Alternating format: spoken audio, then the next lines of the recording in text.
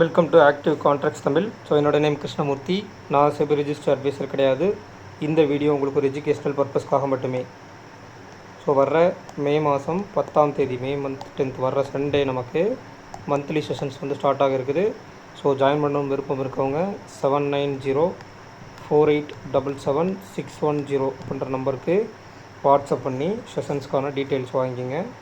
வெபினாரில் attend பண்ணவங்களுக்கு நம்ம discount prices சொல்லியிருந்தோம். ஸோ அதில் எப்படி அந்த டிஸ்கவுண்ட் ப்ரைஸஸை நம்ம வந்து நீங்கள் எடுத்துக்கிறது அப்படின்றது சொல்லியிருந்தோம். ஸோ அதை பின்பற்றி நீங்கள் டிஸ்கவுண்ட் ப்ரைஸை வந்து எடுத்துகிட்டு அதன் மூலியமாக ஜாயின் பண்ணுறவங்களும் ஜாயின் பண்ணிங்க.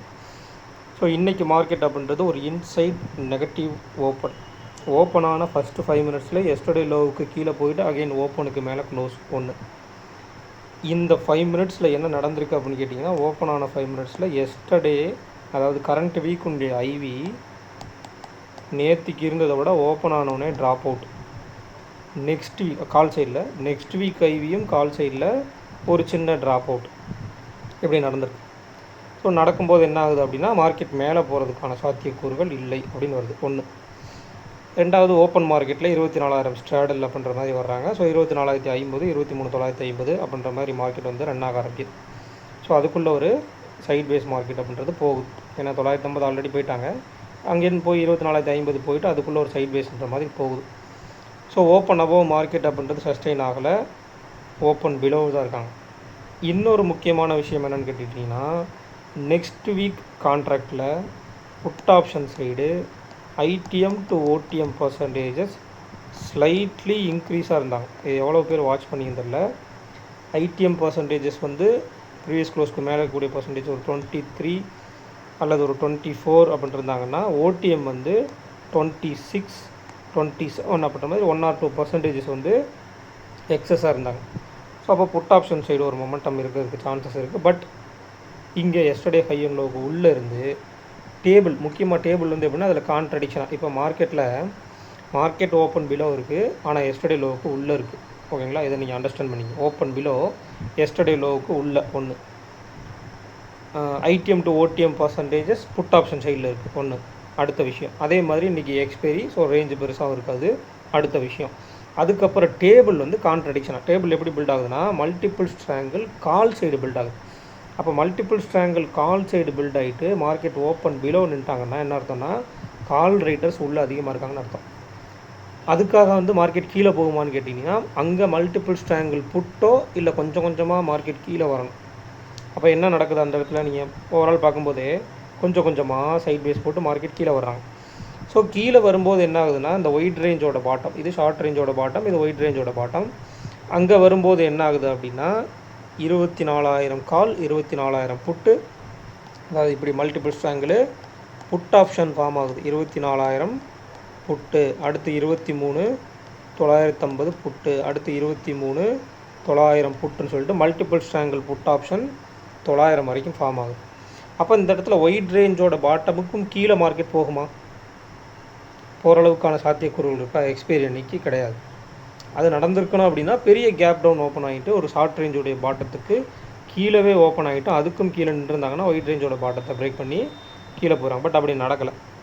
அப்போ இன்றைக்கி expiry current week IV drop out, next week IV call side IV drop out இருந்தாலும் அது 10க்கும் கீழே போகலை. இங்கே 10க்கு கீழே போனால்தான் அந்த இடத்துல ரிவர்சல் இருக்காது.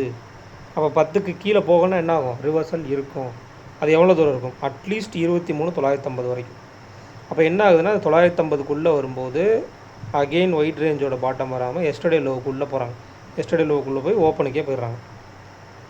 ஸோ இந்த மாதிரி மொமெண்டம் அப்படின்றது இதில் நடைபெறுது. அப்போ இதுக்குள்ளே பார்க்கும்போது மார்னிங் நமக்கு ஒரு கால் செல்லிங், அகெயின் ஒரு put selling and call buying, அந்த 0 to 0 calculations wise call selling வந்து கரெக்டாக 12 மணிக்கு நமக்கு ரிவர்சல் எடுத்து 900லேருந்து அந்த மல்டிபிள் ஸ்ட்ராங்கிள், அதாவது அந்த மல்டிபிள் ஸ்ட்ராங்கிளுக்கு நீங்கள் கரெக்டாக அண்டர்ஸ்டாண்ட் பண்ணிக்கணும். 24,000 புட்டு நம்ம இப்போ கொஞ்ச நேரத்துக்கு முன்னாடி எழுதுனோம் இல்லையா, 24,000 கால், 23,950 புட்டு, அடுத்து 23,900 புட்டுன்னு இருக்காங்கன்னா, இதில் 24,000லேருந்து 23,900 வரைக்கும் ஒரு ரேஞ்ச் இருக்குது. At the same time 24,000 call option and put option ஸ்ட்ராடலும் இருக்குது. அப்போ ஸ்ட்ராடலுக்கு நம்ம என்ன பண்ணுவோம், 23,950 to 24,050 அதுதான் நடந்திருக்கு. அப்போ என்ன பண்ணியிருக்காங்கன்னா, 23,900 மல்டிபிள் ஸ்ட்ராங்கிள் புட் ஆப்ஷனுக்கு ரிவர்சல் கொடுத்துட்டு அதில் மேலே உள்ள இந்த ஸ்ட்ராடலுக்கும் ரியாக்ட் பண்ணி மார்க்கெட்டை அதுக்குள்ளே முடிச்சுக்கிறாங்க.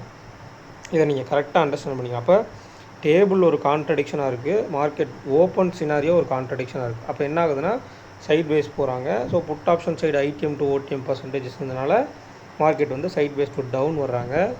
அதுவும் நமக்கு ஒயிட் ரேஞ்ச் பாட்டமே நியர்பை இருக்கனால மார்க்கெட் பெருசாக கீழே போகல. அப்போ என்ன அர்த்தம், திருப்பி அதுக்குள்ளேயோ இல்லை சைட் வேஸ் தான் நடக்கும். அப்போ திருப்பி அதுக்குள்ளே வரும்போது என்ன ஆகும், அங்கே ஐவி இருக்கனால அது பெருசாக உள்ளே வர்றாங்க, திருப்பி உள்ளே எடுத்துகிட்டு போய் ஓப்பன் வரைக்கும் வர்றாங்க. ஸோ அதுதான் அந்த 900லேருந்து 950, 24,000, 24,050 அந்த ஸ்ட்ராடல் வரைக்கும் ரியாக்ட் ஆகி மார்க்கெட் வந்து ரிவர்சல் ஆகி அதுக்குள்ளே முடிச்சிருக்காங்க. கால் சைடும் ஒரு 0 to 0 நடந்திருக்கு அந்த இடத்துல. ஸோ இதுக்கப்புறம் நாளைக்கு என்ன நாள் நமக்கு, வெட்னஸ்டே. அப்போ வெட்னஸ்டே எப்படி இருக்குது அப்படின்றத பார்க்கணும்.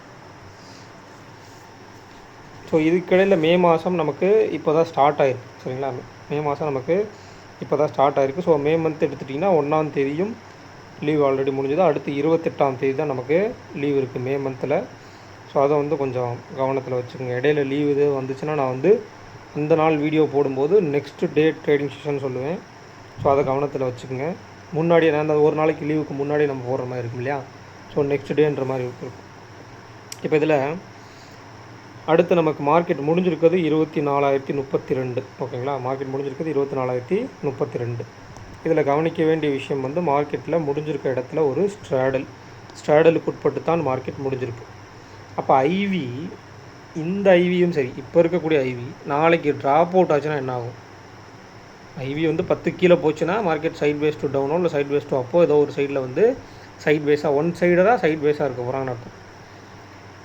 அப்போ கொஞ்சம் தான் ட்ராப் அவுட் ஆகும், 10க்கும் மேலே இருப்பாங்க. பட் மார்க்கெட்டில் வந்து ஐவி ட்ராப் அவுட் ஆச்சு அப்படின்னா என்ன ஆகும் அப்படின்னு கேட்டிங்கன்னா வாலட்டிலிட்டி நடக்கும்.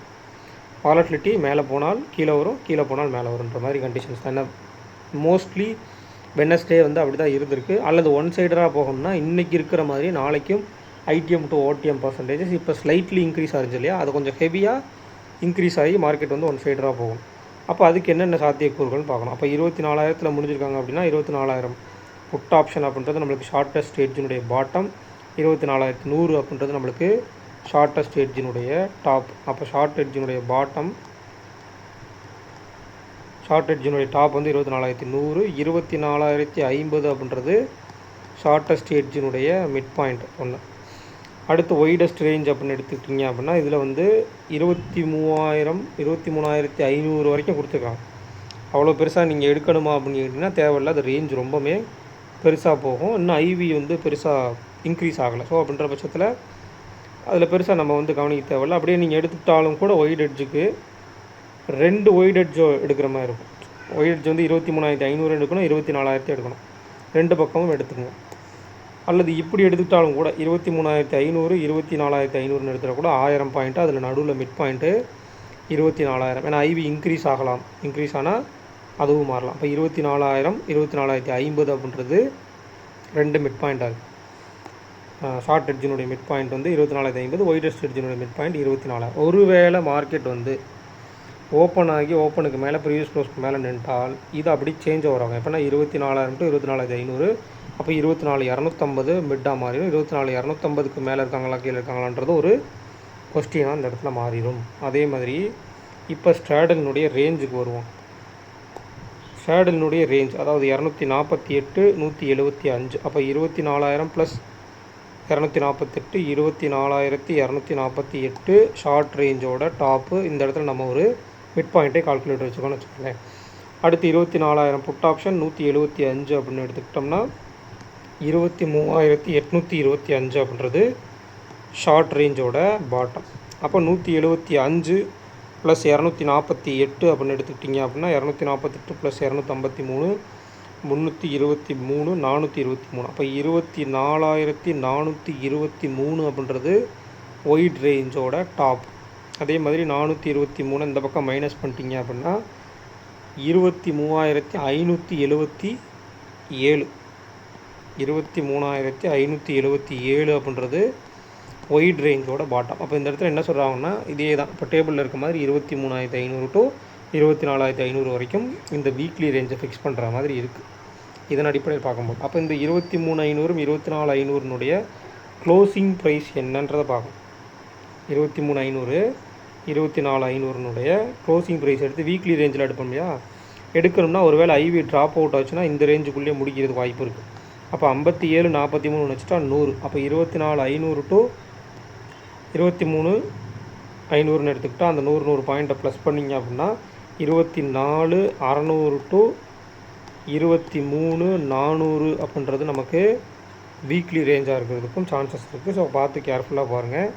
அட் த சேம் டைம் இதில் வந்து உங்களுக்கு ஐவி ட்ராப் அவுட் இருக்கான்னு பார்க்கணும். இன்றைக்கி ஆக்சுவலாக வந்து நடந்ததில் கால் சைடில் கொஞ்சம் ட்ராப் அவுட் ஆகி அகெயின் மார்க்கெட் வந்து மேலே போயிருக்கு. ஸோ அதில் வந்து கால் சைடு இன்க்ரீஸ் ஆகிருக்கான்னு பார்க்கணும். அட் த சேம் டைம் நமக்கு நாளைக்கு ஓப்பன் மார்க்கெட்டில் ஐவி எந்த மாதிரி இருக்குன்னு பார்க்கணும். ரொம்ப ரொம்ப முக்கியம் தான். ஓப்பன் மார்க்கெட்டில் ஐவியும் ரொம்ப ரொம்ப முக்கியம். ஐடிஎம் டு ஓடிஎம் பர்சன்டேஜஸ் அதை விட ரொம்ப ரொம்ப முக்கியம். அப்போ கால் சைடு வந்து 16, புட் சைடில் 14. அப்போ புட் சைடில் மார்க்கெட் ரிவர்ஸாக மேலே ஏறும்போது புட் சைடில் ட்ராப் அவுட் ஆகிருக்கு ஐவி, வாலட்டிலிட்டி குறைஞ்சிருக்கு. ஸோ அதனால் மார்க்கெட் வந்து புட் ஆப்ஷன் சைடு, அதாவது ஓப்பனுக்கு மேலே போயிட்டு கீழேருந்து மேலே போய் ஓப்பனுக்கு போயிட்டு திருப்பி பெரிய ரிவர்ஸில் கொடுக்க முடியாது. காரணம் புட் ஆப்ஷன் சைடில் இங்கே ஐவி ட்ராப் அவுட் நடந்திருக்கு. ஸோ அதையுமே நீங்கள் கொஞ்சம் கன்சிடர் பண்ணணும். அப்போ நாளைக்கு ஓப்பன் ஆகிட்டு ஓப்பனுக்கு மேலே அப்படி நின்ட்டாங்க அப்படின்னா என்ன ஆகும்? கால் சைடு ஐவி அதிகமாக இருக்குது. இதே ஐவி அப்படியே கண்டினியூஸ் ஆச்சு அப்படின்னா கால் சைடு வாலட்டிலிட்டி இருக்கும், கொடுக்குறதும் கரைக்கிறது ரெண்டு பக்கம் அதிகமாக இருக்கும். ஓப்பனுக்கு கீழே நின்ட்டாங்கன்னா கரைக்கிறது ஃபாஸ்ட்டாக நடக்கிறதுக்கும் சான்சஸ் இருக்கும். ஸோ அதையும் கொஞ்சம் கவனத்தில் வச்சுக்கணும். அப்போ எப்படி கான்ட்ரடிக்ஷனாக உண்டாகுதுன்னு பாருங்கள். அதாவது டேபிள் மல்டிபிள் ஸ்ட்ராங்கிள் காலு சினாரியோ கீழே அப்படின்னு அமைஞ்சிருச்சு அப்படின்னா என்ன ஆகும்? கொஞ்சம் நேரம் சைட் பேஸில் தான் போகும். அப்போ சைட் பேஸ் ஓப்பனுக்கு கீழே இருக்கனால நேரம் கால் ரைட்டர்ஸ். அதேமாதிரி டேபிள் மல்டிபிள் ஸ்ட்ராங்கிள் புட்டு மார்க்கெட் வந்து ஓப்பனுக்கு மேலேனா என்ன ஆகும்? சைட் பேஸ் போட்டு மேலே போகும். இந்த கான்ட்ரடிக்ஷனை நீங்கள் ஈஸியாக புரிஞ்சுக்கிட்டீங்க அப்படின்னா ரொம்ப ரொம்ப ஈஸியாக இருக்கும். ஓகேங்களா? ஸோ இந்த வீடியோ பிடிச்சிருச்சு அப்படின்னா லைக் பண்ணுங்கள், ஷேர் பண்ணுங்கள், சப்ஸ்கிரைப் பண்ணுங்கள். மறக்காமல் கருத்துக்களை வந்து கமெண்ட் செக்ஷனில் கமெண்ட் பண்ணுங்கள். நன்றி, வணக்கம்.